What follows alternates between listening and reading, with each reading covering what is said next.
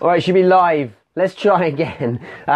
It's weird sometimes. You just don't get a break with the technology, but that's no problem at all. So we're not going to go on forever today, but thanks everyone for joining in. And so episode 72 of the Startup Business Q&A, 1 p.m. GMT. And thanks everyone for joining in here. So we're on YouTube, we're on Facebook, and of course we're enjoying the podcasts these days as well. Everyone is giving me this feedback on podcasts lately. I'm really flattered. Thank you. It means a lot that you guys either decide to download it or listen directly through SoundCloud. But on therichardmoore.com you can check out the downloadable podcast or listen to it directly on the site. And yeah, it's great because I think a lot of you wanted that to start with. You wanted to make sure that you had some way in which you could hear whilst you're walking around. So thanks very much. Everyone who's here right now, can you say hi? Just let me know you're here and give us just pop in the comments where you're from as well. It'd be good to see who we're dealing with. It's good to see everyone's here from all over the place. Look, we've got a lot today, and what I love about the Q&A is you never know what you're going to get. Sometimes you get the obvious questions, you know, how do you sell, Richard? Or how do I get an investor? Or what do I do if I want to post on this platform or whatever? And then you get some curveballs, and today's been a really interesting one. Questions coming in all over, such as how do I deal with the attitudes of my family? How do I do face-to-face networking? How many hours a day should I work? Exciting to see. So all of you who are putting in comments, thanks so much for that. And if you have a question, we're not having a particular theme this week other than, of course, startup and businesses. So stick in, what question rather you would like answered, and we'll cover it here. Mary, hello. Ian, hello. Christine, hello. Venu, hello. There's too many of you to say hello to at the moment, which is a nice thing to have. Should we get started? So, first question. I feel like I'm the only one here from the UK. Is there anyone from the UK? We've got all across America and even over in the Philippines. Hello, Christine. And of course up in Denmark, Kenneth, thanks for joining. But anyway, I'm here on my own in the UK. Everyone else is doing other things, probably having lunch, I suppose. Start with Ian Tisker. So he's asked, Richard, how do you explain your entrepreneurial dreams to family that envision and stress the college, career and retirement path? My father recently said to a friend about how great it is to have a job and that I should focus on that rather than starting my own business. Well, I feel I can answer this with authority, Ian. Simply because I've come from that background. It was a very rigid, prescribed, linear kind of destiny I was supposed to have. My two sisters and I grew up in a family that had strong values and was focused on work hard at school, get a good job, and have the very kind of average lifestyle in the nicest possible way.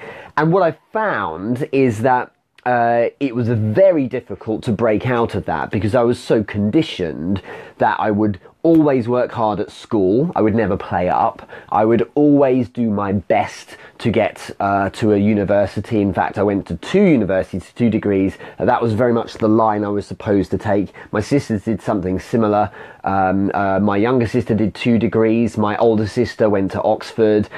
We all then worked in London. One then worked in Manhattan, and one worked so it's very much the route you'd expect from a very standard way of living. And I don't have any issue with it, and in fact it was something that was given to me by parents who grew up in a certain time, a post-war generation. They very much had the come and work for it attitude, but also do your best and strive to improve. So that was difficult for me because when I decided I wanted to break out of it, I had a lot of not limiting beliefs so much, but some instinctive preconceptions about how I should act throughout the day. I remember well when I stopped working, must have been like 6 years or so ago now, stopped working full time.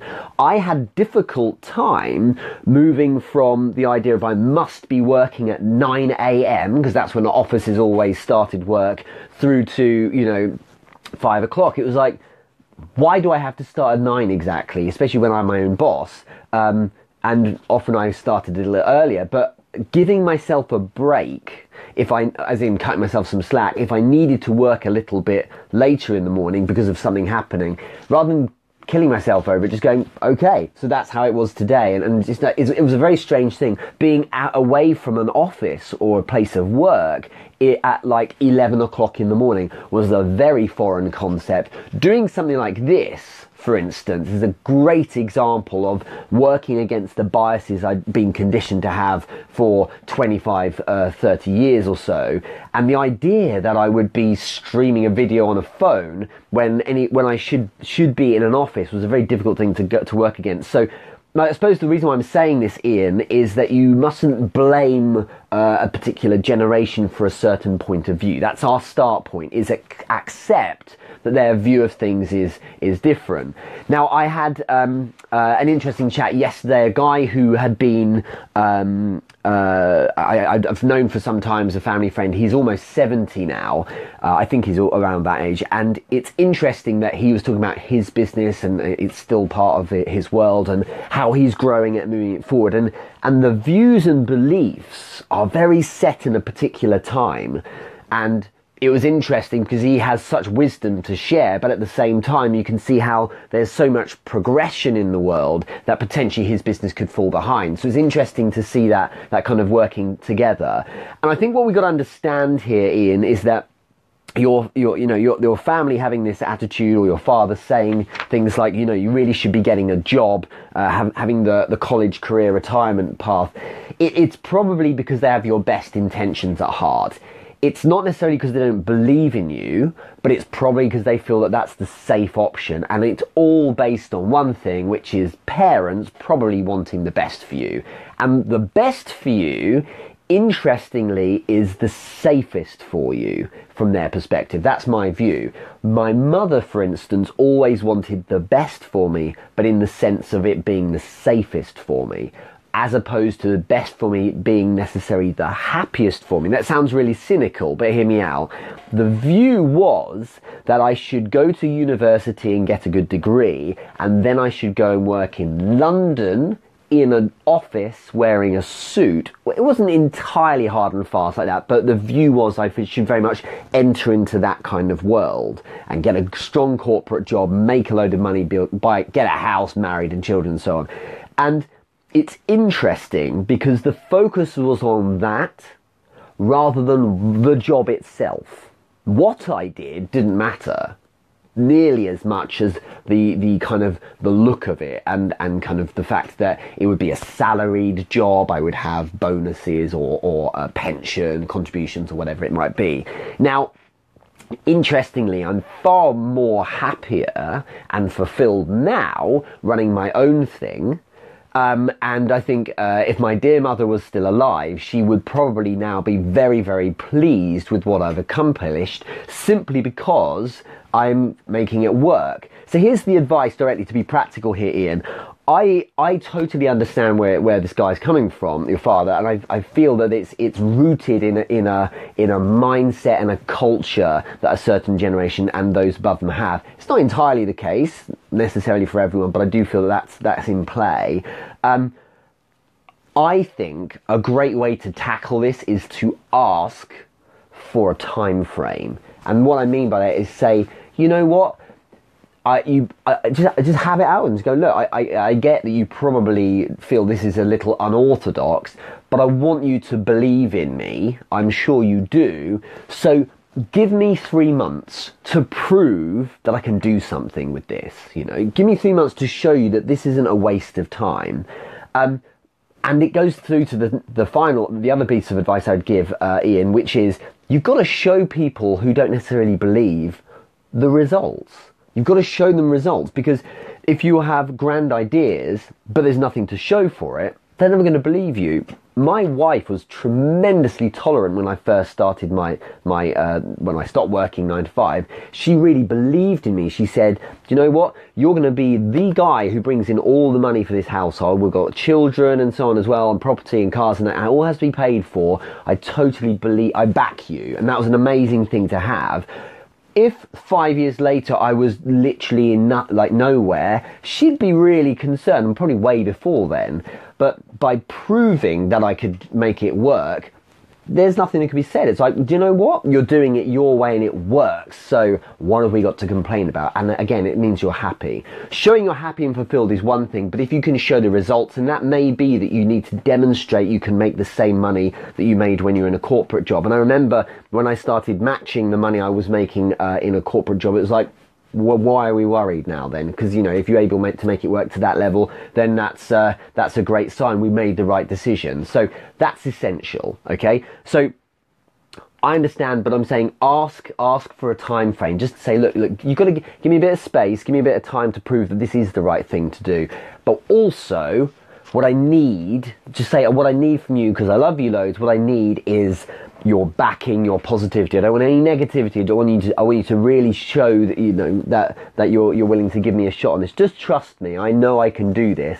Then go prove it, because otherwise you're all talk, and you can't expect someone who loves you is always going to give you the benefit of the doubt to start with. But ultimately, if you can't deliver, well, they were kind of right. That's the thing. So you need to show them you're able to do what you say you can. Hopefully that helps a bit. I don't want to go into that too much because ultimately I don't know your entire family situation, but I feel that the best thing to do is stay very quiet and focus on results. It's so essential. And there are plenty of people who are close to me who felt a certain way about the work I did, and I just didn't engage with them. I just left it. And I thought, all I need to do is just make my thing work, because that's used up energy and time on them. I'd rather focus on making my thing work, because then I can share, you know? Then I can share with them, or rather they will see that there's a result there. When they see I can make my mortgage payments, that we haven't had to sell a car, that the children are going on holidays, that actually I'm getting to do some cool stuff and get paid for it, suddenly it's like, actually, maybe he's onto something. It's just difficult because you probably have worked very hard, and all the entrepreneurs here, thumbs up if you agree with this next point. You probably worked very hard to change your lens or change your perspective or view of how the world can be, but it doesn't mean everyone else is going to do that as well. And so that's something you have to work with. But be appreciative of the fact that maybe they haven't been through the same mental path, and as a result, they have a certain view of things that hasn't been changed because they haven't been influenced in the same way, haven't necessarily got the same mindset.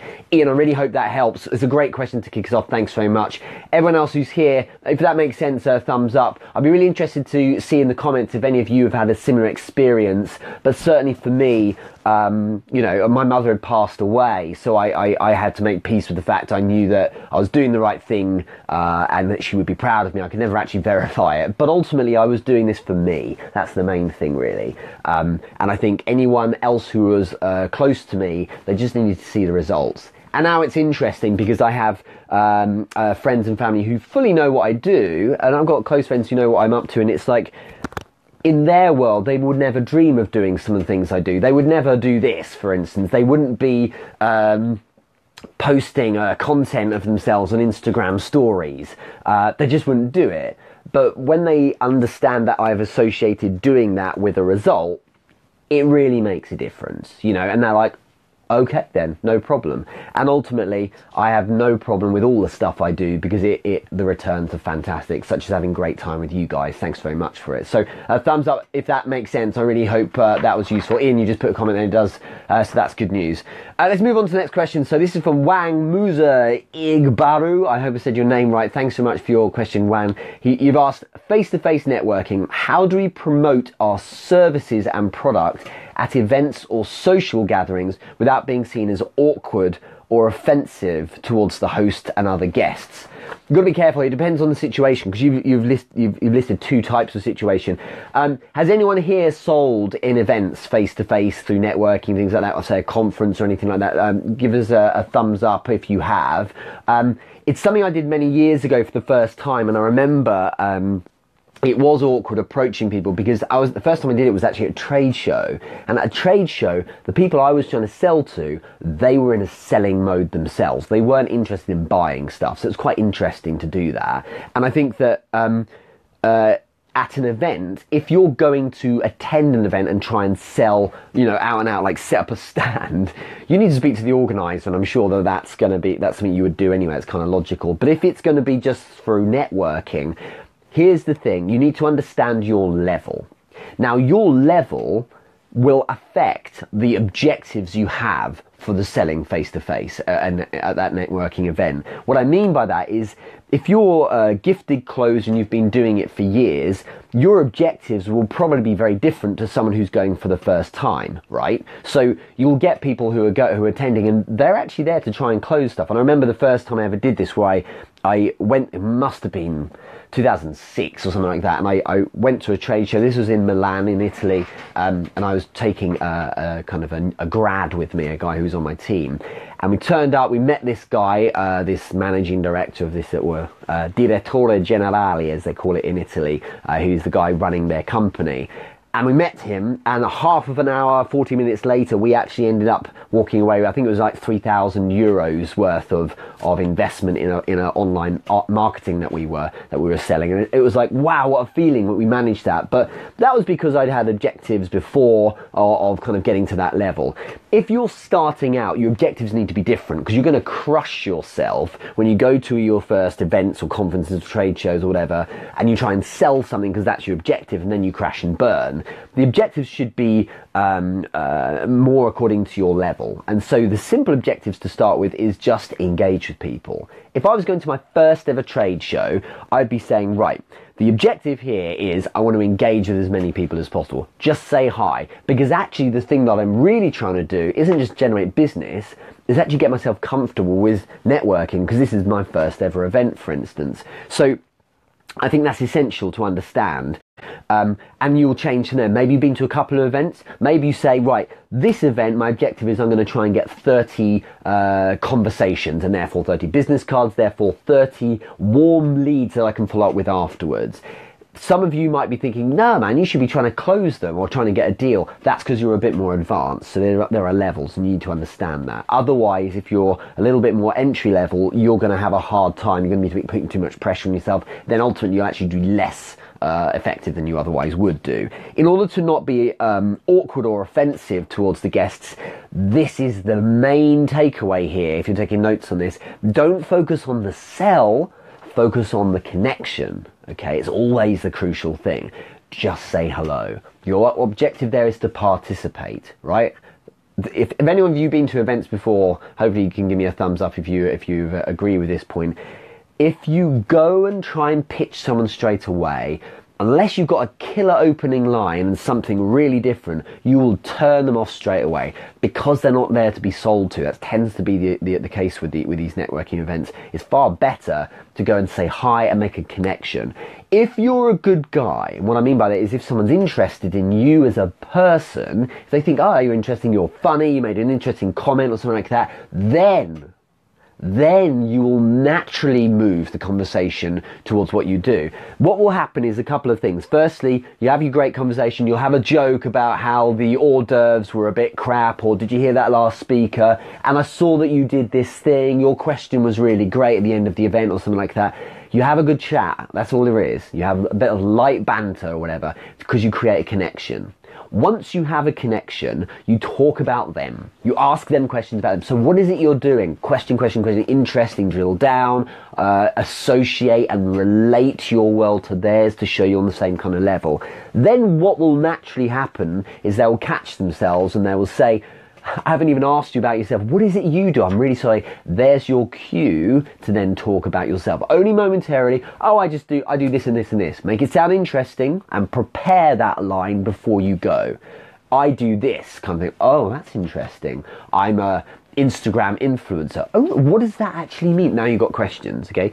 So the reason why you're doing this is because it's to give you permission to then talk about your world. If you just do it, they're not going to be interested. It's a turn off. So human beings want to connect socially first. You've got to get over that part, okay?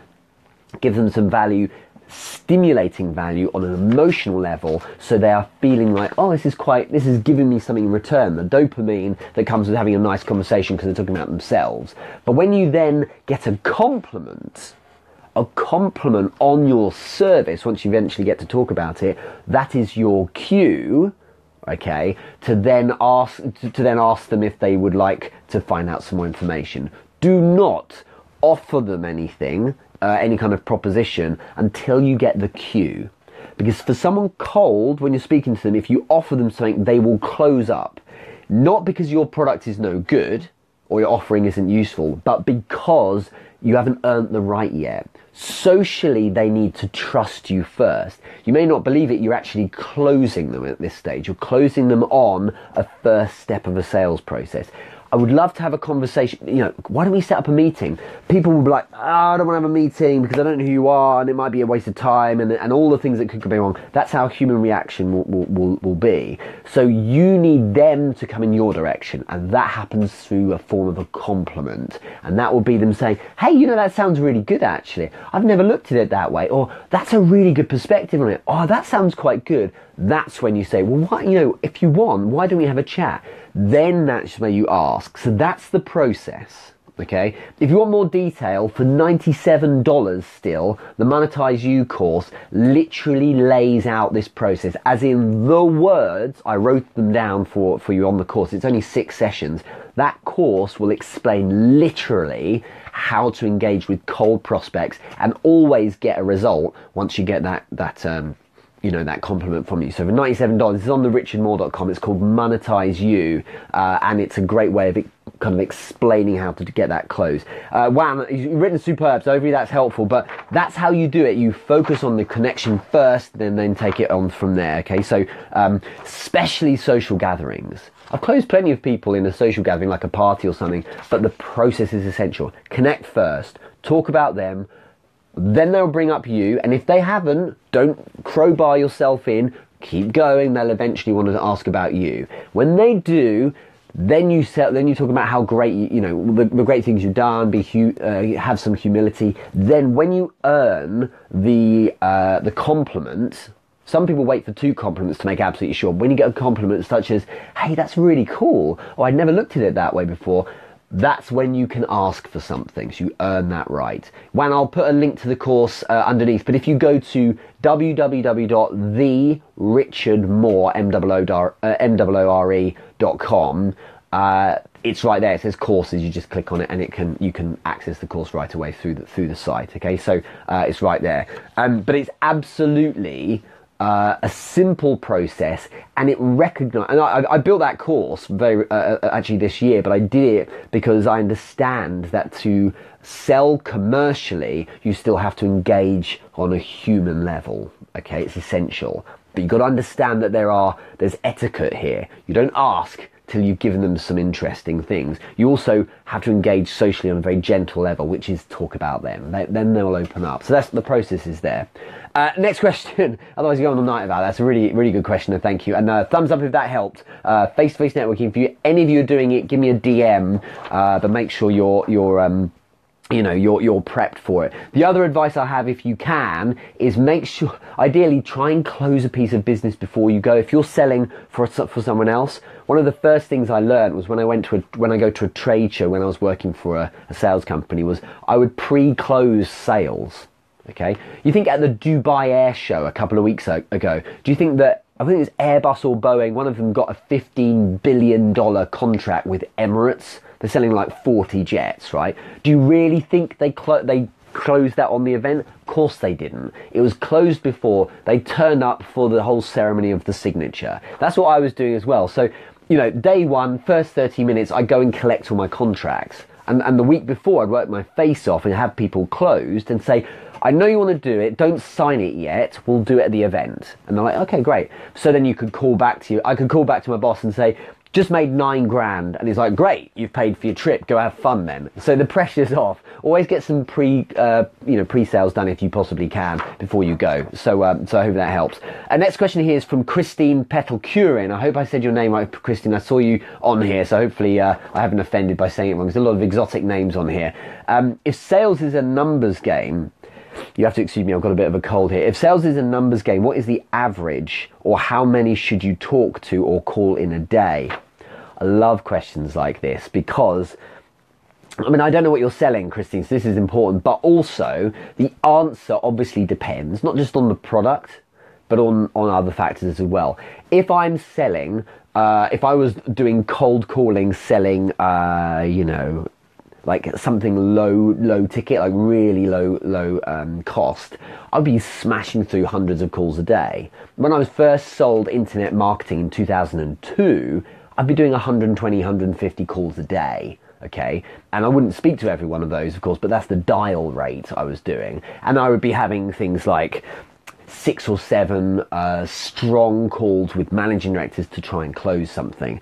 Whereas when I was, you know, if you do something a lot larger, like if you're trying to close $1 million deals, then of course you're not going to make 100 calls a day. It's kind of different.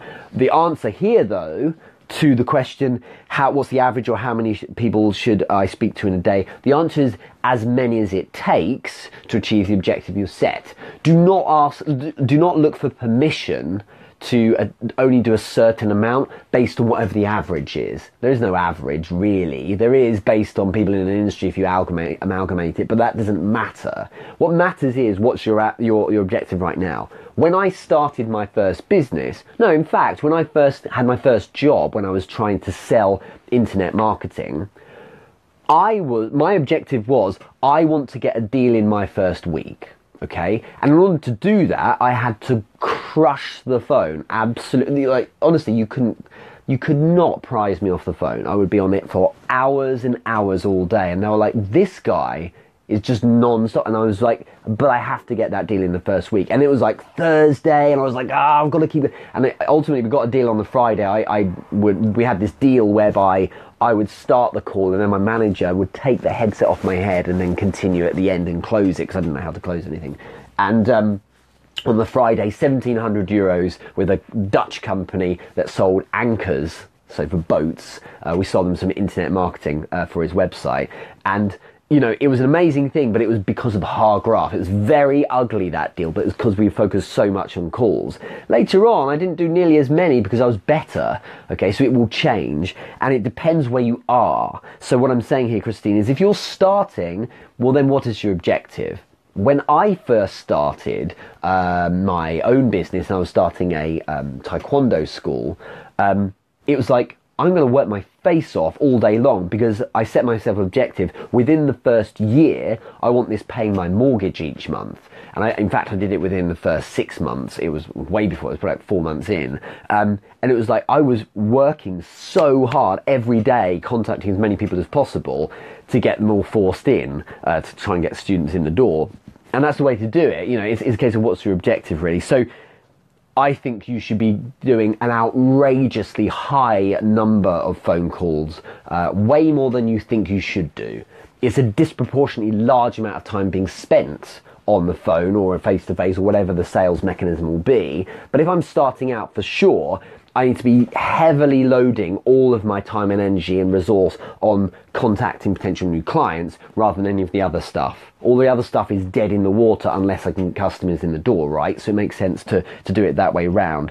It really doesn't matter what what your product is, but it should be a case of saying, well, what is the actual objective here? Maybe your objective is every day I want 2 really good pieces of business put into my pipeline, because it will be a couple of days to close it, for instance. So then it's a case of saying, well, what's my number? How many dials do I tend to need to take to get each of those? And that's what your number is. And you might get better over time, of course, but that's how you work it out. There isn't a number. What you need to do to start with is work all the time to find out how many dials you really need to make.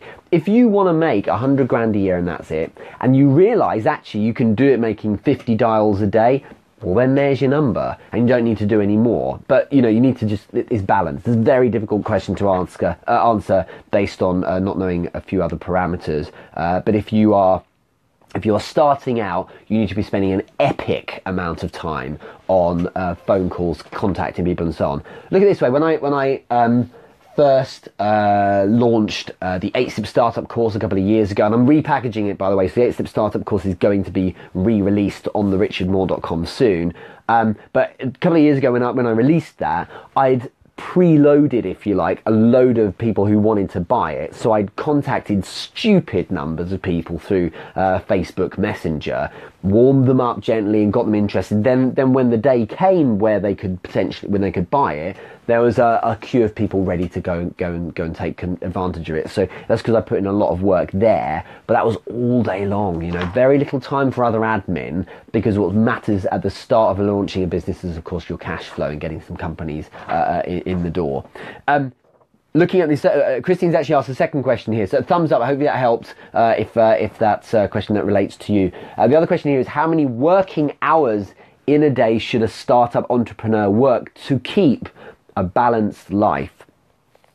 So this is an interesting one, because my view is a balanced life is one where I've got this variety of things I need to be doing across the day, okay? And I say need because they are things that are requirements by me in order to not just be good in my business or make the business work, but also to make myself feel fulfilled in the day. Therefore, I have these touch points, like these check list, if you like, and it includes doing what I need to do for the business, but it also includes doing something with the family. So this morning, my wife and we went and did some exercise after dropping the children off, and there was like breakfast with the children and all this kind of thing. These are parts of the day, you know, dietary requirements, if you like. And then I find it important to recognise there's ebb and flow, and my wife does as well. My family, whole family does. Some days, right, we can pretty much be doing little other than being, you know, family time. Other days it's like, guys, it's going to be a lot of work. You know, a couple of weeks ago I worked with, and you may have seen it if you're following my Instagram, the.richard.moore, you will see that there is some work I've been doing with Europcar and Peugeot as a new SUV they've got. So they lent it to me and they've asked me to kind of do a vlog for them. And it's like, for this day, guys, I'm not going to be around. It's going to be, you know, balls to the wall, get it, because I wanted to get the whole project done in a day. So I worked my face off for it. And, you know, tomorrow I will be up tremendously early before anyone else is, and I'll be spending the entire day with the client, be back about 8 o'clock at night. And so just won't see him at all. Is there balance there? Hell no. Is there balance across my life? Yes, you see. So the whole idea is that rather than trying to force like 70% work, 30% chill or whatever each day, recognize that if you're doing all, you know, if all facets or spheres of your life, or whatever you want to describe it as, are being fulfilled, then across a week at the very most, but sorry, at the very least, or a month or a year or so, you're actually being more balanced that way. So I work huge amounts, but the work is really stimulating. So you could argue there's the social element, there's all these other things as well. Part of my business work is to make myself go and do social things, because that gets me creativity so I can write better content and things like that. So these things are all affecting me.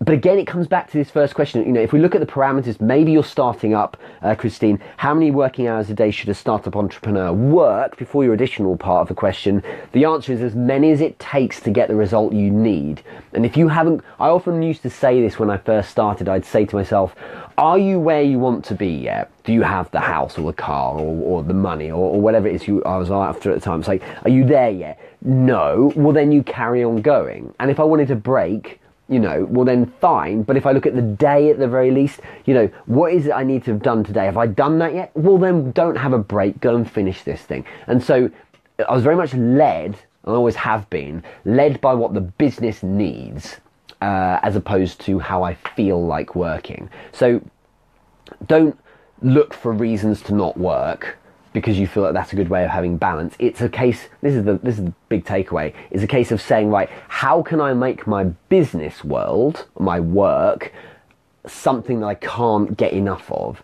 I mean, how the hell is it not balanced if when I'm working, I'm interacting with new people, I'm having social time, because that's a good way of connecting, I'm relaxed and reading. I might be laying on a bed reading a business book that I find tremendously stimulating. How the hell is that work, Richard? Well, actually it is work. It's directly integrated as part of my life and my work because that's what the work requires, and yet it's providing balance because it's a relaxing thing to do. So make your work something that inherently or naturally has balance anyway, rather than saying I need to balance work and life.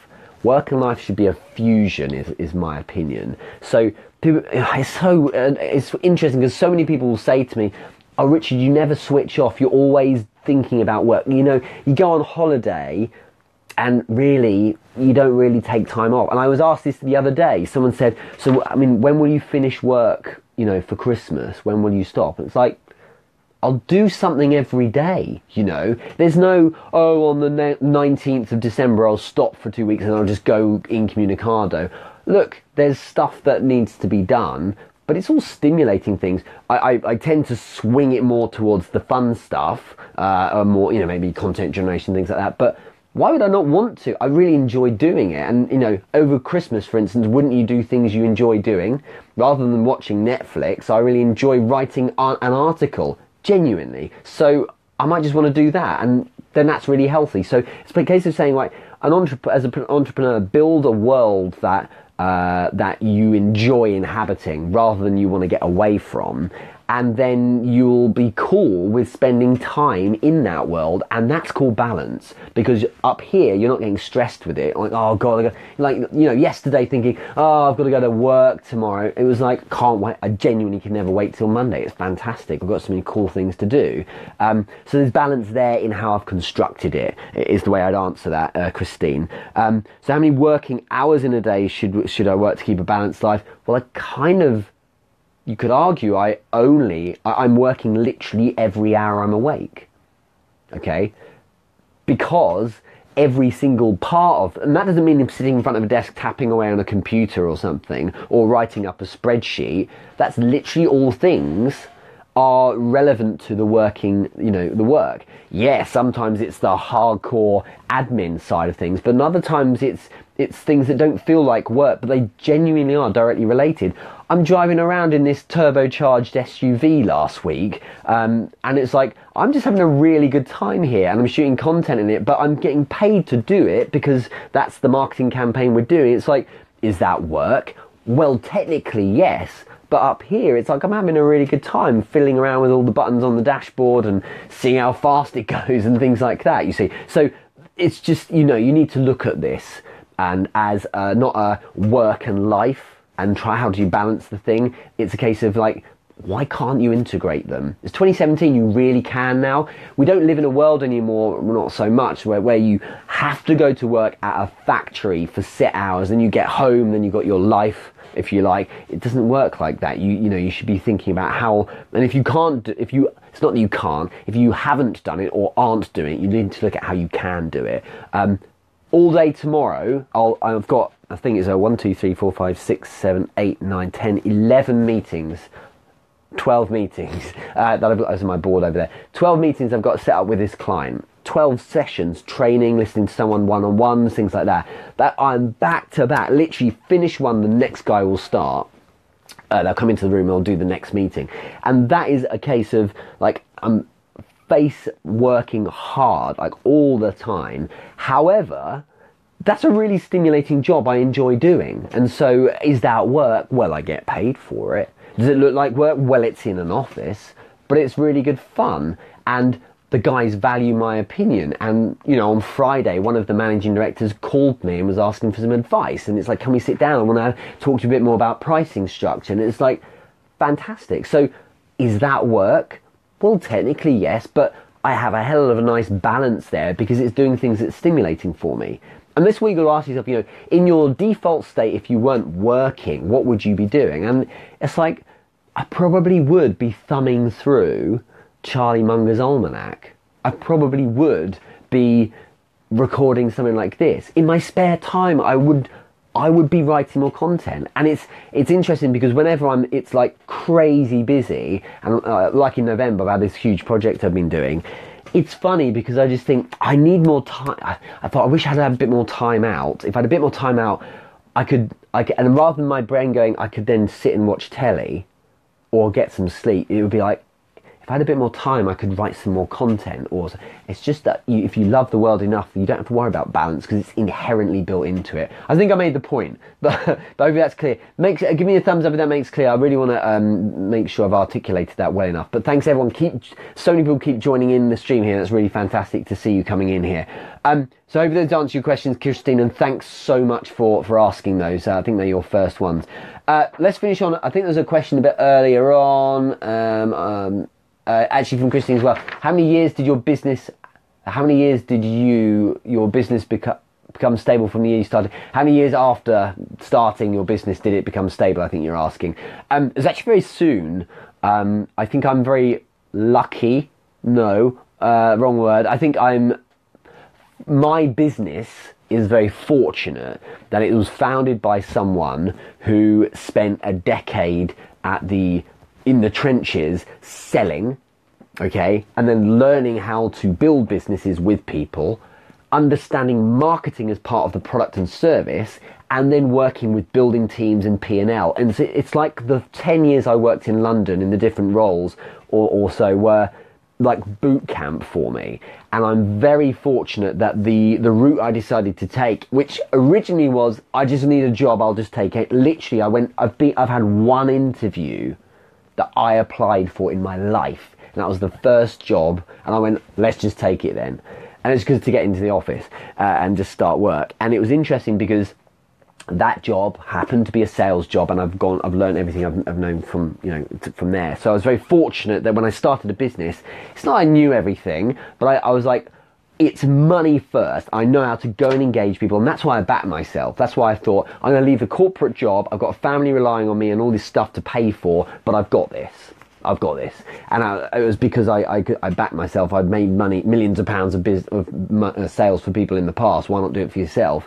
And so it was a very, very soon after, within about four months or so, we had sufficient students on getting the necessary money through the door to be able to survive and not eat into savings, and thereafter just grew. So I'm not an average person in that respect, because I feel that the work I'd done before was almost the training you'd need to be out there on your own, because I'd done literally sales face to face for years and years, and then I'd been helping and consulting people anyway. So for instance, if you look at the consulting business rather than the taekwondo one, Christine, that was, I was doing it anyway. From the very start, I would be calling up managing directors, understanding their business, asking about the marketing and strategy they're doing, and then closing them on helping with the strategy online. So it's like I couldn't get a better training, if you like, for the work I was to later do. And then the consulting was like, the moment I said I'd hand in my notice, people were like, if you're on the market, could you come over and like speak to us and help us out? And it was so, I was in a fortunate position because I'd networked, I'd not burnt any bridges when I'd moved from one job to another. And when I'd moved to one job to another, because I said earlier that I'd only ever had one interview. Technically, I suppose I'd had other interviews, but that's when they'd said, we'd like you to come and work here, please, rather than me apply for a job. So it's a difficult one to answer. Mine was quite quick, but it's because I'd had a lot of practice doing that kind of stuff in a safe corporate environment beforehand, and stable straight away. Same amount of money, it took a bit longer, but it was fun building it, and we'll see where we go from there. Let's finish on one last one here from Kenneth Jordan before we go, because I think battery's getting, fine, we'll finish up. So Kenneth Jordan's written, it's not necessarily a question, Richard, but if you have extra time, could you go over the time blocking you do and how to maintain it throughout the day? Really simply, I cover my day in 4 blocks of time. They're not exactly the same, but I have 4 quarters in my day. The first quarter, I focus on maintenance and kind of focus on the administrative side of my business. It's usually quite short because I have VAs and people who kind of do this stuff for me, accountants and so on, but it's checking in, are there any fires I'm going to need to put out today? It helps me plan my day ahead. But basically I have that first quarter for administrative and maintenance-based stuff. So I know if anything else happens for the rest of the day, at least the businesses haven't gone backwards. Everything's kind of maintained. The second, third and fourth quarters, and the reason why they're quarters is because there might be a break for coffee, for lunch, for dinner, and then carry on into the evening. Those other 3 quarters are all focused on biz dev, which is a massive amount of work, of contacting people and seeing how we can leverage their network or do some kind of collaborative work or something like that, but also selling, so cash flow and customers. And it's based on the CEL approach, CEL. There's a video on YouTube. If you check out my channel, it's there. Richard.moore.official, I believe it is. If you look there, you'll see cash flow, then essentials, then lines of work. And that's how you order the tasks in your day. So the cash flow and customers comes first. You put those tasks first. So for quarters 1, 2 and 3. Then you look at essential tasks. So these are the ones where it's like, oh my God, I have to do this thing. Cash and customers come first, then essential tasks. Unless it's like my hair is on fire, most tasks will actually keep a few hours. And then finally lines of work, which means is, what that means is if I've got the leftover tasks that need doing, the ones that are aligned with the lines of work I do and lines of focus, so what I do in my job, they come first. And the other ones left over, which are kind of just like random tasks, they come right at the back and often don't even get done, but they aren't as important. So that's how you do it. And the crucial thing, some people, maybe I need to do another video on content on this, but a lot of people have kind of really tried out and got great results from the when to-do list. If you have a to-do list, you tend to never complete it. You get about 2/3 way through and you tick off and do the ones you want to do. Instead, you should do a when to-do list, which is at 9:06 I'll be doing this. At 9:22 I'll do this. At 9:45 I'll do that. Even a coffee is scheduled, right? So at 10:25 coffee. I don't know how long it takes to make a coffee and have it. So, at 10:40 I write 2 pieces of content. At 10:55 I'll have my phone call. At 11:15 I will prep for the Q&A, whatever it might be. So everything nailed down, and then it's just paint by numbers. And it's nice starting your day, whatever time it says, 8 in the morning, and saying at 5 o'clock I'll be doing that, or at 2 o'clock I'll be doing that. That's really exciting to know it gets done. And you become accountable. Well, it worked for me. I was accountable. I'm accountable to the organisation and the times. So now people say don't watch the clock. Rubbish. Watch your watch all the time. It's like, I've got 6 minutes left to finish this task. Hustle. It keeps you so tight and you get very productive doing it. So a when to do list. Anyway, I'm going to finish there, not least because of battery, and I can't find my charger right now. Thank you very much everyone who's joined in. Thanks everyone who watches this on YouTube, and thanks everyone for listening on the podcast as well. Thumbs up if this has been useful. Have a massive week. This has been episode 72 of Startup Business Q&A. I'm Richard Moore. All of you have joined for the first time. I absolutely love you. Thank you. Everyone who's been here long term as well. You're all seriously in my heart. You're the reason why we keep doing this. And yeah, have a massive week. You take care. Speak to you soon. Bye-bye.